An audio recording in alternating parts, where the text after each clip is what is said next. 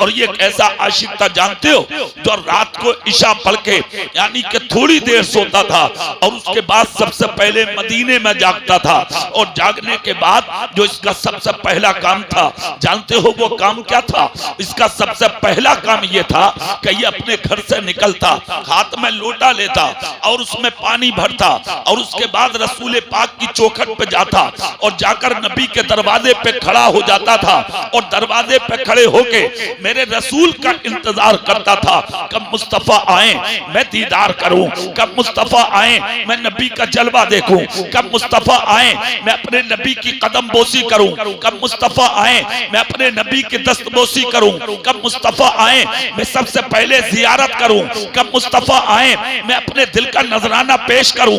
मुस्तफा जाने रहमत शमे बज़्म हिदायत नौशहे बज़्म जन्नत साक़िए होदे कौसर जब अपने हुजरे शरीफ से निकलते तो जानते हो काम क्या होता?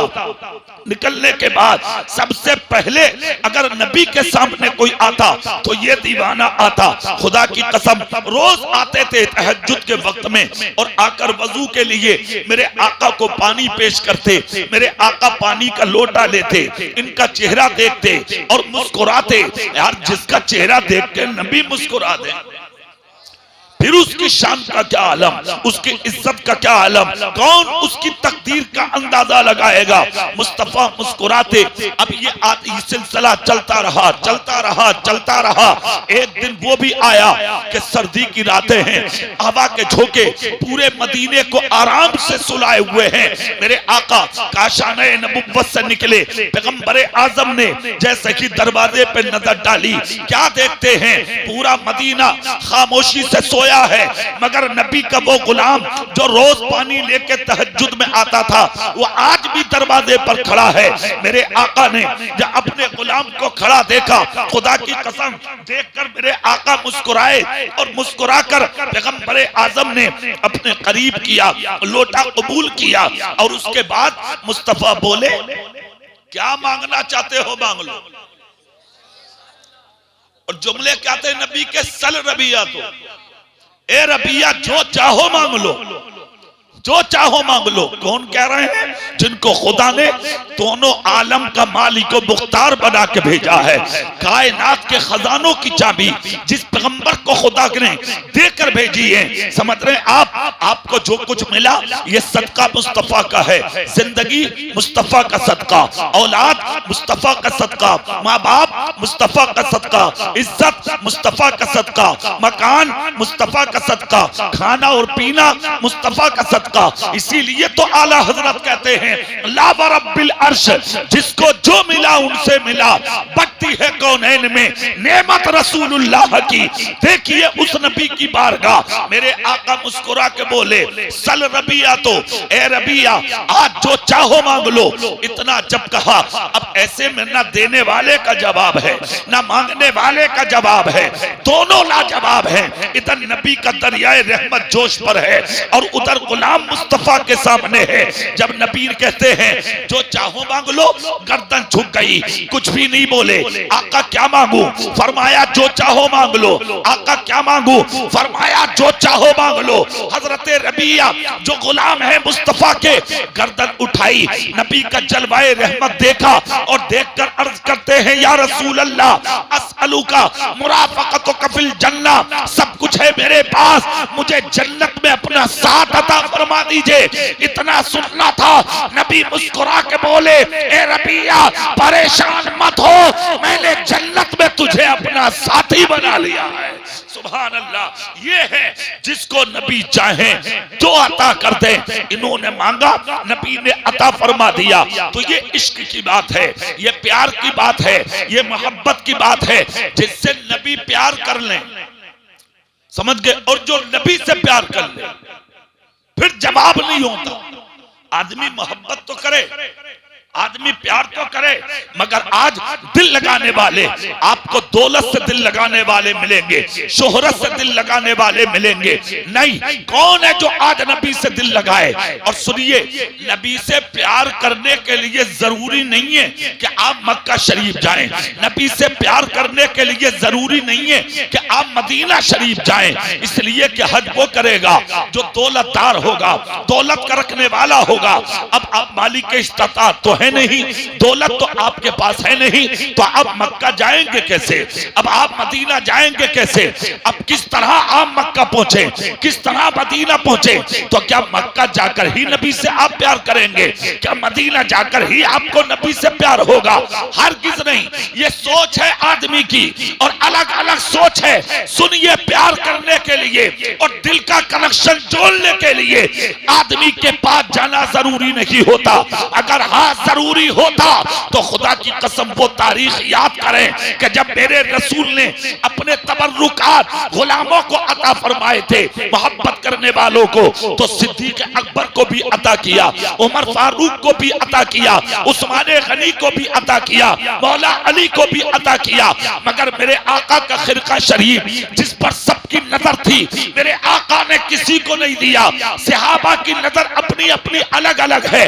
अबू बकर समझते थे ये जुब्बा मुझे मिलेगा, उमर समझते थे जुब्बा मुझे मिलेगा, उस्मान गनी समझते थे ये जुब्बा मुझे मिलेगा, अली कहते थे ये जुब्बा मुझे मिलेगा।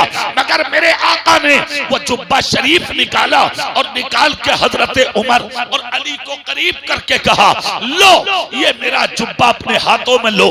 ले लिया। कहा आका ये किसे दें? मुस्तफा बोले ये तुम्हें मदीने में किसी को नहीं देना है। कहा और? कहा मेरा एक आशिक और है, एक आशिक और है। कहा आका वो कौन? कहा नाम उसका उवैस है और रहता करन में है। हजरत सिद्दीक अकबर सामने, उमर फारूक सामने, तमाम सहाबा सामने अर्ज करते हैं आका आज तक हमने उन्हें नहीं देखा, उन्होंने हमें नहीं देखा। आखिर इतना प्यार, इतनी मोहब्बत, इतना लगाव, इतनी निस्बत, सरकार मुअम्मा क्या है? मेरे आका की आंख से आंसू निकल पड़े। कहा जानिसारो बात तो सच है कि ना तुमने उन्हें देखा ना उन्होंने तुम्हें देखा।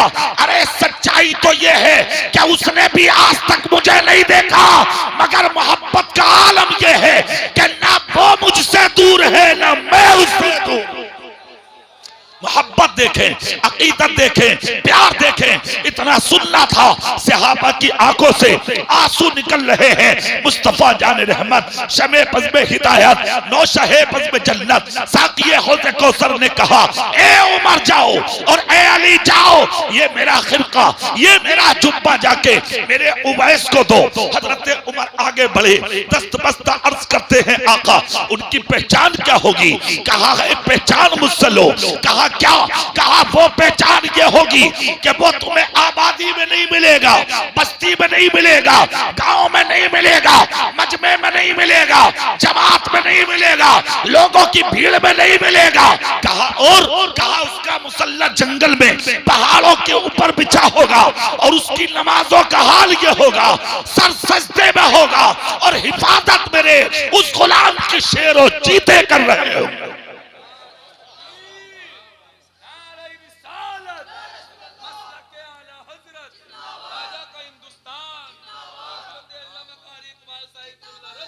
ये दूर की पहचान है और अली करीब की पहचान एक और ले लो। कहा क्या?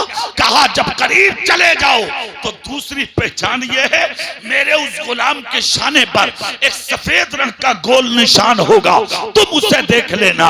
अल्लाह अल्लाह, इतना सुनना था, इन्हें भी इश्तियाक बढ़ा। देखे तो ये आशिक कौन है, देखे ना गुलाम कौन है, देखे तो ये दीवाना कौन है। कहाँ है मदीना और कहाँ है करन। सफर शुरू किया, जोड़ दिया सफर, पहुंच जाते हैं धरती पर करन की। जैसे कि पहुंचे उस खेती पर जाके बस्तियों में गांव में, करियों में, देहातों में पूछा, क्या तुम जानते हो उवैस कौन है? क्या तुम जानते हो उवैस कौन है? क्या तुम जानते हो उवैस कौन है? खुदा की कसम कोई पता नहीं बताता। एक बस्ती से गुजरे तो एक शख्स ने कहा, हाँ मैं जानता हूँ। कहा कौन? कहा नाम वाकई उवैस है, मगर उसके अंदर एक चीज है, देखी है मैंने।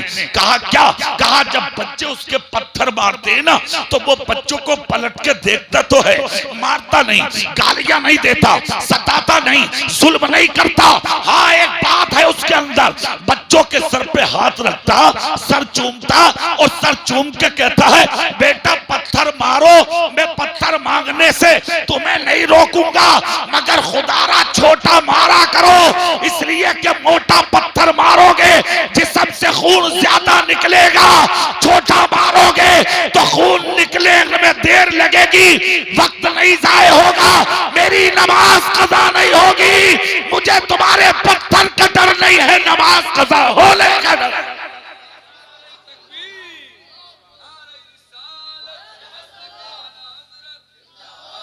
इतना सुनना था।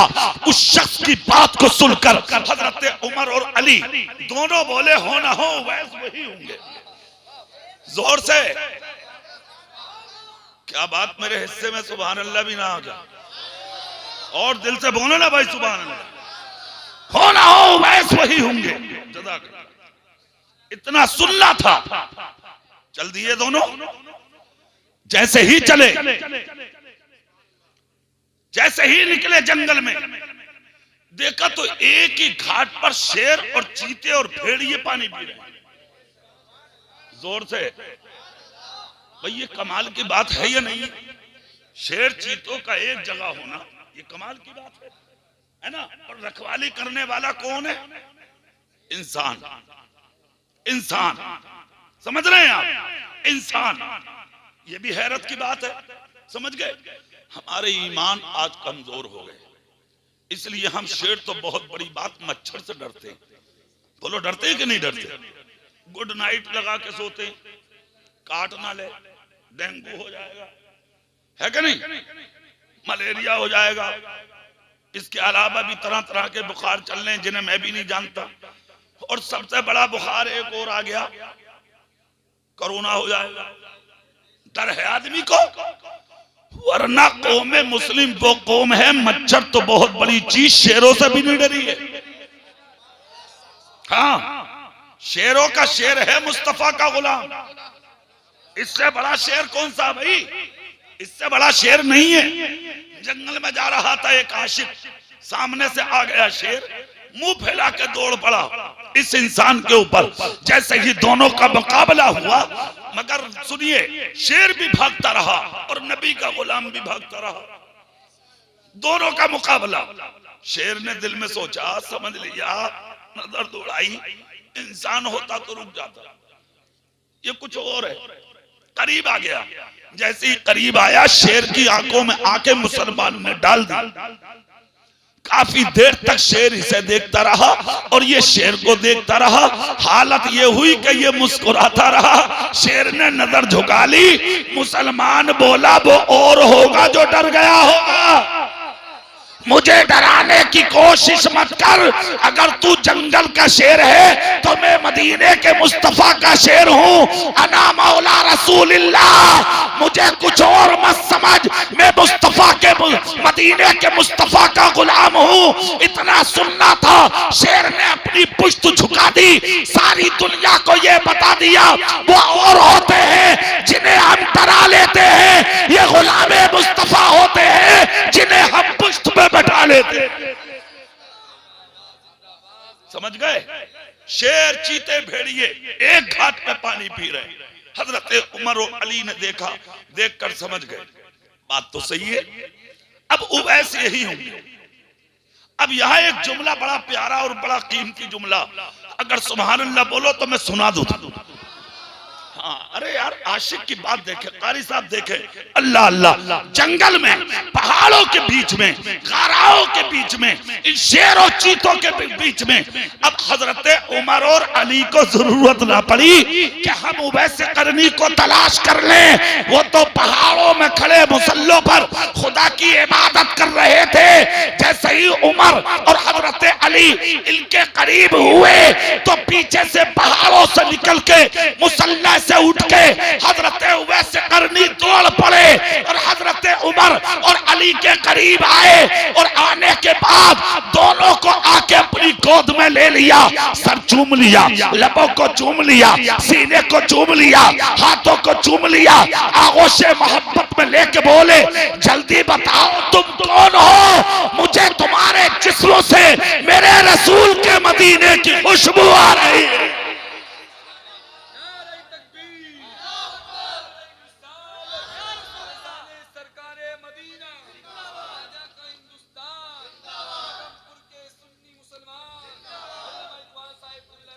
इतना सुनना था, हजरत उमर की आंखें अश्कबार हो गई, मौला अली की आंखें आंसुओं में डुबडुबाने लगी।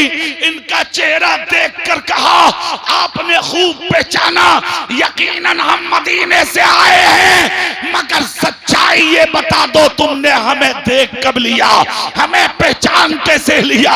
हम पहली बार आज इस बस्ती में उतरे हैं, आपका चेहरा पहली बार देखा है, तुमने कैसे पहचाना?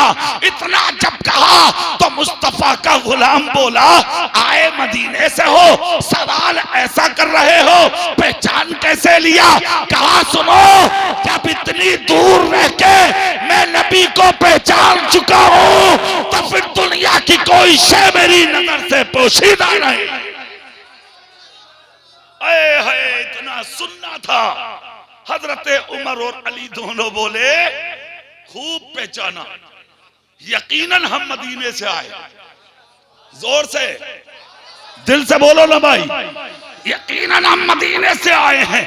हजरत उवैस ने जब मदीने का नाम सुना, खुदा की कसम तो आशिक थे इस मिट्टी के, गुलाम थे इस जमीन के, तड़प गया दीवाना। कहा जल्दी बताओ मुस्तफा कैसे हैं, मेरे नबी कैसे हैं, मेरे रसूल कैसे हैं, मेरे दाता कैसे हैं, मेरे आका कैसे हैं? ये दीवाना बोलता जा रहा है। हजरत अली और उमर दोनों झूमते जा रहे हैं। जब इनकी जबान बंद हुई तो हजरत अली ने वो तोहफा निकाला जो मेरे रसूल ने दिया था, है ना, निकाल के हजरत उवैस करनी के हाथों पर रखा। लो उवैस, जिसके आशिक होना उसने आपके लिए तोहफा भेजा, तोहफा भेजा है। अल्लाह अल्लाह, सुनिए तो सही कैसी किस्मत वाला होगा वो मर्द कलंदर जिसको तोहफा मदीने से मुस्तफा भेज रहे हैं। अल्लाह अल्लाह, इतना सुनना था। हजरत उवैस ने आंखें साफ की और उसके बाद कहा कि मेरे लिए तोहफा? कहा हाँ। हाथ फैलाया, दामन फैलाया, अपना सीना बिछा दिया, कहा लाओ ना तोहफा क्या है? वही जुब्बा शरीफ, वही खिलका शरीफ, वही मेरे आका का पैरहन, वही मेरे आका का कुर्ता। इन दोनों ने उठाया और हजरत उवैस को दिया। हजरत उवैस ने लिया, चेहरे से लगाया, आंखों से लगाया, सीने से लगाया, रोने लगे। हजरत अली बोले सुनो, मुस्तफा ने एक बात कही है। कहा क्या? कहा जब मेरा उवैस मिल जाए और मेरा खिरका कबूल कर ले तो मेरे उवैस से जाके कह देना कि इस कुर्ते को पहन के मेरी उम्मत की मग़फ़िरत की दुआएं कर दे। अल्लाह अल्लाह, इतना सुनना था। हजरत उवैस करनी रोने लगे, सारों कतार रोने लगे। कहा मुझसे? कहा हाँ आपसे। हजरत उवैस ने देर ना की, मुसल्ले पे पहुंचे, खिरका शरीफ सामने रखा और तुम्हारे और मेरे जैसे इन गुनाहगारों के लिए हजरत उवैस ने जो रो रो के दुआएं की हैं, तो दुआ ये कर रहे थे और आमीन उमर कह रहे थे, आमीन अली कह रहे थे, आमीन फरिश्ते कह रहे थे खुदा की कसम खिरका शरीफ अपने सामने रख के दुआ फरमाई और उसके बाद जब निकल के आए हजरत उमर और हजरत अली दोनों ने चेहरा साफ किया। हजरत अली करीब होके बोले उवैस अगर तकलीफ ना हो तो हम एक चीज देख लें। कहा क्या? कहा प्यारे आका ने कहा था मेरे उवैस के शाने पर एक गोल सफेद निशान है, अगर तकलीफ ना हो तो दिखा दे। अल्लाह अल्लाह, ये मेरे नबी का इल्मे गैब भी है। देखिए आप सबूत दे रहे हैं कहाँ मदीना है और कहाँ करम की धरती है। इन्होंने कुर्ता जैसे कि हटाया तो जितना बड़ा निशान जितनी जगह पे सफेद रंग का मेरे आका ने बताया था वो निशान इनके शाने पर निकला। जैसे कि निशान पर हजरत उमर और अली की नजर पड़ी, दोनों करम की धरती पर खड़े होकर बोले सदकता या रसूल अल्लाह, सदकता या रसूल अल्लाह, सदकता या रसूल अल्लाह। सारा जंगल इस सदा से गूंज उठा जैसे कि जंगल में ये गूंज पैदा होती है। खुदा की कसम हजरत उमर और अली दोनों ये जुमले बोल रहे थे और हजरत उवैस करनी खड़े होकर सुन रहे थे। अब हजरत उवैस से जुमला पूछा था सहाबा ने, वो आप सुन लो। कहा उवैस वो मजबूरी कौन सी थी जो आज तक नबी का कुर्ब हासिल ना हुआ? वो कौन सी थी मजबूरी? इतना सुन के दिल पे हाथ रखा है और रोने लगे। कहा बता दूं? कहा कहा मेरी मां बुजुर्ग है, मेरी मां बूढ़ी है। कहा फिर? कहा मैं उसकी खिदमत में लगा रहता था। ये भी मेरे रसूल की मोहब्बत का सबूत है और मैं मां से मोहब्बत और उसकी खिदमत इस नियत से करता था कि मेरे रसूल ने कहा था जिसने माँ बाप को राजी कर लिया उसने मुझ मोहम्मद को राजी कर लिया।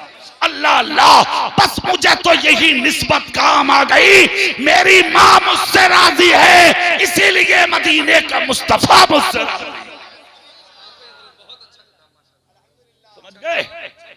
तो मोहब्बत रसूल के लिए जरूरी नहीं है कि आप वहां जाएं। अगर मुस्तफा करम करते तो ये नसीबे की बात, आप वहां चले जाएं ये तकदीर की बात है। वरना ना वो तुमसे दूर है और ना आप उनसे दूर है।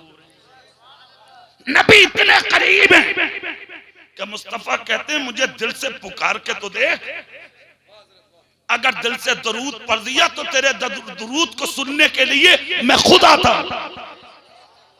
जोर से बोलिए, मैं खुद आता हूं। किसने कहा? हमारे रसूल ने कहा, हमारे आका ने कहा। अब हमें नबी से प्यार हो तब ना भाई, चाशनी हो, मोहब्बत हो, अकीदत हो, प्यार हो, लगाव हो, निस्बत हो, ऐसा जोड़ हमारे रसूल से हो तो फिर तकदीर बदलने में देर नहीं लगती है। प्यार करोगे खुदा की कसम घर बैठे इनाम मिल जाए। प्यार नहीं है ना हमें?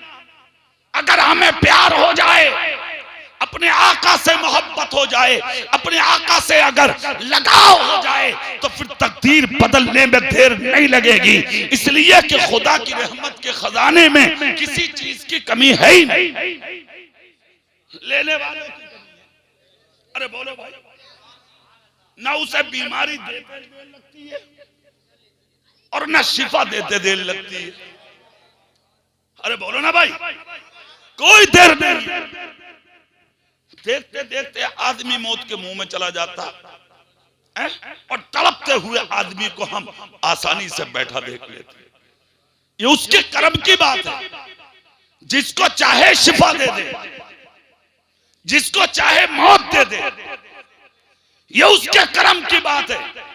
दरियाए रहमत जब जोश में आ जाए है ना उसके जलाल का पता और ना उसके कमाल का पता। सारी खूबियां मेरे रब के अंदर मौजूद, हर खूबी हर कमाल का जामे है मेरा।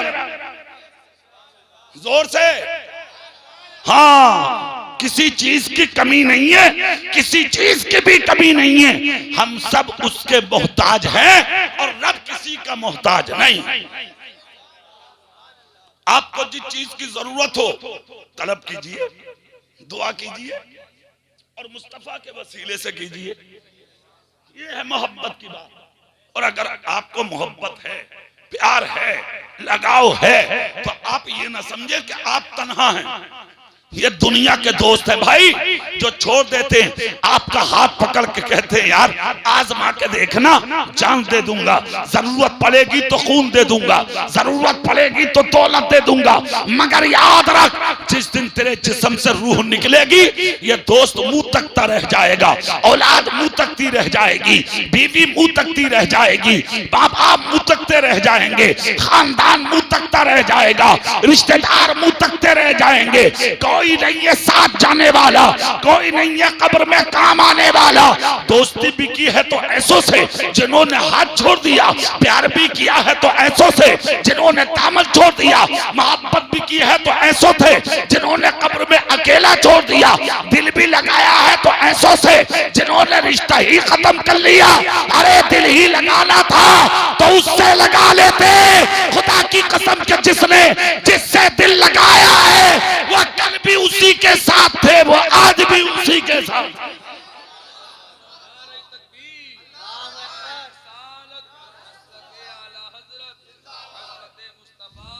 वो कल भी साथ थे, वो आज भी साथ हैं। और ये मुस्तफा का प्यार ही तो है। कब्र में जा रहे हैं आप अकेले, तन्हा, कोई नहीं है साथ में, आप कब्र में चले गए। है कोई जो किसी की कब्र में आ जाए? बोलो, नहीं है ना।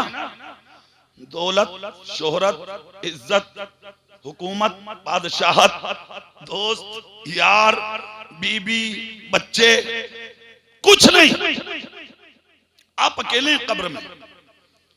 इख्तियार भाई के वालिद दिलशाद साहब के आज वो कब्र में। गया कोई बेटा देखने के लिए, गया कोई पोता देखने के लिए, गए रिश्तेदार देखने के लिए, गया खानदान देखने के लिए। मगर हमारा अकीदा है जहां इख्तियार और दिलशाद ना जाएं, जहां दुनिया वाले साथ छोड़ दें, वहां मुस्तफा उम्मती का साथ नहीं छोड़ते। एक आवाज आती है कि तू तन्हा है, उधर मुस्तफा की रहमत पुकारती है, नहीं अभी इसका रसूल जिंदा है। एक तरफ से आवाज के तू तन्हा है और उधर से आवाज के नहीं मैं इसका नबी, ये मेरा उम्मती है, तन्हा मत कहो, इसका रसूल जिंदा है। इधर कब्र में गए, तन्हाई का एहसास हुआ। जैसे ही आंख खुली तो जहां दो फरिश्ते सामने हैं, अगर आदमी अच्छा है ना, वही मुस्तफा सामने। हाँ, और मुस्तफा जहां आ जाए वहां अंधेरे का सवाल नहीं है। जोर से बोलो ना भाई। हाँ, वहां अंधेरे का सवाल है ही नहीं। समझ गए? एक मर्तबा हजरते नबी के घर में सुई गुम हो गई थी, सुई आपकी बीवी से। जैसे ही सुई गुम हुई ना, तलाश कर रही थी, तलाश करते करते देर हो गई। अल्लाह अल्लाह, अचानक मेरे नबी ने तबस्सुम फरमाया। आहा, जैसे ही नबी मुस्कुराए, फौरन उम्मुल मोमिनीन हजरत आयशा दौड़ी दौड़ी आई, सुई को उठाया, मुस्कुराई।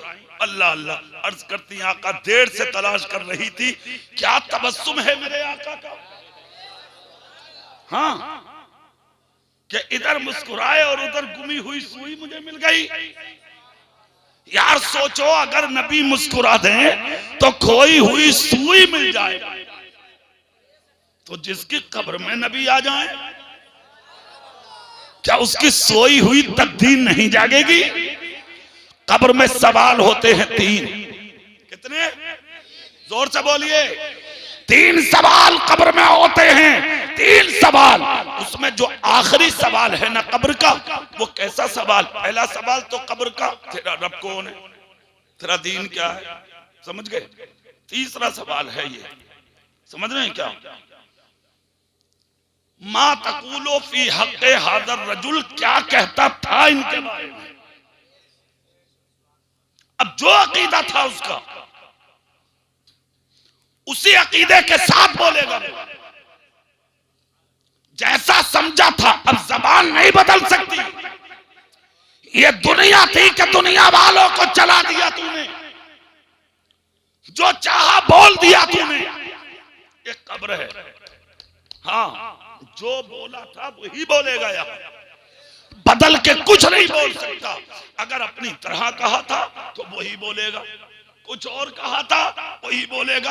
और अगर अपना नबी माना था तो मुस्कुरा कर कहेगा, इनके बारे में मुझसे क्या पूछते हो, ये तो मेरे आका हैं, ये तो मेरे रसूल हैं, ये तो मेरे दाता हैं, मैं इनका भिखारी हूँ, ये मेरे इमाम हैं, मैं इनका गुलाम हूँ, ये मेरे आका हैं, मैं इनकी रियाया में शामिल हूँ। अरे कुछ और क्या पूछते हो, इन्हीं की खातिर दुनिया में आया था, इन्हीं की खातिर कब्र में उतर आया हूं। इतना जब कहेगा, मशीयत का नकीब कहेगा, फरिश्तों कब्र से निकल जाओ, मिट्टी को हुक्म होगा, एक कब्र की मिट्टी लंबी और चौड़ी हो जा, ताकि कयामत तक लेट के ये बंदा मेरे महबूब के रोजे का दीदार करता। दुनिया भी लाजवाब, कब्र भी लाजवाब। बोलो हुई क्या नहीं? अच्छा, दूसरी चीज एक और सुनने चलते चलते, ये पहली मंजिल है। हाँ, आज तो एक बात कही जाती है, जो होगा देखा जाएगा। है भैया, तू क्या देख लेगा? कब्र भी कोई ऐसी चीज है कि तू देख ले? चलो यहाँ के तो थोड़ी बहुत मान ली, कोई किसी को साथ लेके, कोई किसी को साथ लेके कहीं ना कहीं देख ही ले। कब्र में क्या देख लेगा भाई तू किसी को? कोई हिसाब ना भाई साहब। सिर्फ एक कीड़ा अगर दाखिल हो गया, एक कीड़ा, तो उसे भी नहीं देख सकता। इसलिए कि वो तेरे किसी पड़ोसी या तेरे रिश्तेदार या तेरे बाप का भेजा हुआ नहीं होगा, वो खुदाए पाक की तरफ से। तेरी हिम्मत नहीं है कि तू उस कीड़े से लड़ ले, हिम्मत है ही नहीं।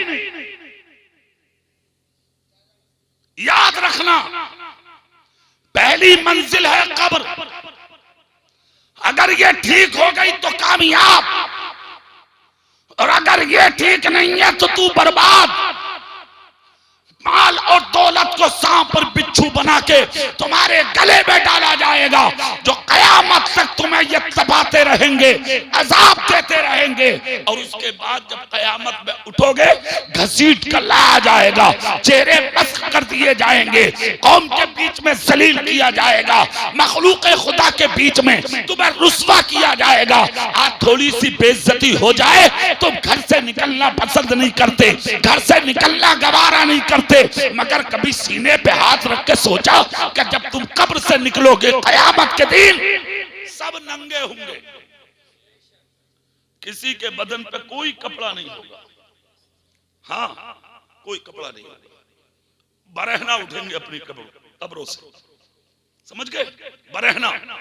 यह हालत हजरत आयशा ने जब ये बात सुनी थी ना मेरे नबी से, नबी की बीवी तुम्हारी मेरी मां ने, तो बहुत रोई थी। आका यह हाल होगा? अल्लाह के नबी फरमाते, आयशा परेशान मत हो। कहा आका कैसा आलम होगा? अल्लाह के नबी कहते हैं, आयशा कयामत के दिन किसी को किसी की तरफ देखने की मोहलत ही कहां होगी। आयशा दुनिया को अपनी अपनी पड़ी होगी। जो आसमान को देखेगा वो 50,000 साल तक आसमान को देखता रहेगा, जो जमीन को देखेगा वो 50,000 साल तक जमीन को देखता रहेगा। सबको अपनी अपनी पड़ी होगी, कोई किसी का पुरसाने हाल उस वक्त नहीं होगा। तब हजरत आयशा के चेहरे पे मुस्कुराहट आई, मगर आपने सोचा किस तरह जलील करके, रुस्वा करके उन गुनाहगारों को हजारों लाखों करोड़ों अरबों बेशुमार मखलूक के बीच में लाया जाएगा। खुदा की कसम, आज बेइज्जती हो जाए तुम बर्दाश्त नहीं कर पाते, मगर तुमने कभी सोचा वहां सब होंगे और सबके बीच में तुम्हें जलील किया जाएगा? कभी ख्याल किया तुमने? कभी तसव्वुर किया तुमने? सोचा है कभी किसी का हक दबाया वो सबके सामने रखा रखा जाएगा, किसी का लिया वो सबके सामने रखा जाएगा, किसी का खाया वो सबके सामने रखा जाएगा। आज एक चीज होती है, अगर बाप मर गया तो बेटा मसहरी के पास खड़े होकर कहता जिसका मेरे बाप पे हो मुझसे ले लियो भाई। किसी का दिल दुखा हो तो माफ कर दियो। एक बात याद रखो, एक बार नहीं 1,00,000 बार भी बेटा अगर ऐलान कर दे तो ये चीज अब माफ नहीं। साफ बात है, ये हुकूकुल इबाद में शामिल है। तेरे बाप ने दिल दुखाए, तेरे बाप ने जुल्म किए, तेरे बाप ने ज़्यादती की, तेरे बाप ने चोरियां की, तेरे बाप ने डकैती की, तेरे बाप ने बदमाशी की, तेरे बाप ने दिल दुखाए, माफी तू मांग रहा। कोई बात है ये? जो गुनाह करेगा सजा उसे मिलेगी। बात समझ में आई? बेटा हो, दादा हो, पोता हो, भतीजा हो, कोई हो, सजा उसे मिलेगी। कोई मकसद नहीं है। इस्लाम हक है भाई और कुरान हक है भाई। हुकूकुल इबाद है ये। जब तक जिसको तकलीफ दी है, जब तक वो तुझे माफ नहीं कर दे, खुदा तुझे माफ नहीं करेगा। हाँ, और अगर तू माफ कर दे तो फिर खुदा की रहमत बरसने में देर नहीं लगेगी। कौन होते हो तुम? कैसा माफ कर दो मेरे बाप को, माफ कर दो मेरे भाई को, क्या मतलब? तेरे भाई ने रातों दिन जुल्म किए, रातों दिन सताया, लोगों का खाया, माफिया तुम मांग रहे हो। कोई मतलब नहीं है इन चीजों से। इस्लाम कल भी सच्चा था, इस्लाम आज भी सच्चा है। इस्लाम हक है और हर हक मजहब है इस्लाम। सुनिए, क़यामत के दिन ये सारे रजिस्टर खोले जाएंगे। किसका खाया, किसका लिया, किसका दबाया, किस पर ज़्यादती की, किस पर जुल्म किया, किसको मारा, किसको गालियां दी, ये सारी चीजें क़यामत के दिन रखी जाएंगी। अगर पकड़े गए तो नामाए आमाल बाएं हाथ में, समझ गए?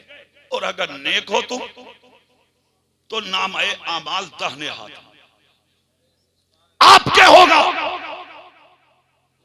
नामाए आमाल दाहिने हाथ में होगा। ये बात बिल्कुल अपने जहन में रख लीजिए। बाएं हाथ में आ गया तो बेड़ा गर्क, और दाहिने हाथ में आ गया तो फिर कामयाब। और इतने कामयाब कि फिर आपकी कामयाबी को कोई नहीं लग सकेगा। इज्जत का हाल ये होगा, सआदत अब्दी का लिबादा खुदा तुम्हें अता करेगा, लिबाउल हम्द का साया खुदा तुम्हें अता करेगा, हौज़े कौसर मुस्तफा के हाथ से खुदा अता करेगा, शफाअत कुबरा खुदा की यानी के शफाअत कुबरा खुदाए पाक के करम से खुदा तुम्हें अता करेगा। जन्नत मुस्तफा के वसीले से खुदा तुम्हें अता करेगा। और जब जन्नत में जाओगे तो फिर तेरी किस्मत का हाल ये होगा, खालिदीन फीहा अबदा, हमेशा उसी में रहना, हमेशा है तेरे लिए। जन्नत की बहारें, जन्नत के इनाम, जन्नत के तोहफे, जन्नत की बरकतें, जन्नत की लज्जतें आप लोगों को, अच्छे लोगों को नसीब होंगी। मगर जन्नत में जो सबसे बड़ा इनाम और सबसे बड़ा तोहफा अगर जन्नती को दिया जाएगा तो वो अल्लाह का दीदार होगा। समझ गए आप? अच्छा, एक चीज और, हुजूर मुजाहिद मिल्लत का कौल है। हाँ, जन्नत में भी दर्जात है। मजबूर वहां भी होंगे लोग, ये दर्जे होंगे। ये उंगलियों के बानिद बताया, उंगलियों के छोटा, फिर उसके बड़ा, फिर उससे बड़ा, फिर उसके बड़ा, फिर सबसे टॉप। हाँ, तो नीचे वाले सोचेंगे पता नहीं ऊपर क्या होगा, उसके ऊपर वाले सोचेंगे पता नहीं हमसे ऊपर क्या होगा, इसके ऊपर वाले सोचेंगे पता नहीं उसके ऊपर क्या होगा। समझ गए आप? अलग अलग दर्जे हैं जन्नत में, अलग अलग दर्जे। हुजूर मुजाहिद मिल्लत कहते हैं सुकून की जगह है, अल्लाह का इनाम है जन्नत। मगर जन्नत का सबसे बड़ा तोहफा सिर्फ खुदा का दीदार, कि जन्नती खुदा का दीदार करेंगे, यही सबसे बड़ा तोहफा होगा। अरे यार, फिर इसमें शक भी क्या है? जिसे खुदा देखने मिले, फिर उसका क्या कहना। अब यहां मौत नहीं आएगी, यहां मौत अब हमेशगी है जन्नती लोगों के लिए। तो ये जो दुनिया है ना जिसे हम और आप जी रहे हैं, समझ गए, तो इसकी कोई हैसियत नहीं है, कोई हैसियत नहीं है। ठोकर लग रही है, आदमी मर जाता, कुछ खाया हलक में अटक गया, थोड़ी देर उच उच करी, काम खत्म, है क्या नहीं। अरे यार और तो और हाथों में गांठा लग रही है, गुच्छे पड़ रहे हैं हाथों में, इन्फेक्शन फैल रहे हैं हाथों में, समझ रहे हैं आप। पहले हार्ट नहीं होते थे, अब हार्ट हो रहे हैं, शुगर हो रहे हैं। शुगर का मतलब मीठा, तो मीठे का मतलब तो हो गया आदमी को नरमी होनी चाहिए। अगर ये शुगर अजीब तरीके की चलिए, आदमी को गुस्सा ज्यादा आता, तो अलग अलग बीमारियां हैं नहीं है, अलग अलग तरीके की, कुछ नहीं है। वक्त करीब आ गए, होशियार हो जाओ, कयामत बहुत करीब है, सर पे मंडला रही है, समझ रहे हैं आप। खैरियत इसी में है, अपने गुनाहों से तौबा करके सच्चे दिल से मोहम्मद मुस्तफा के गुलाम बन जाओ।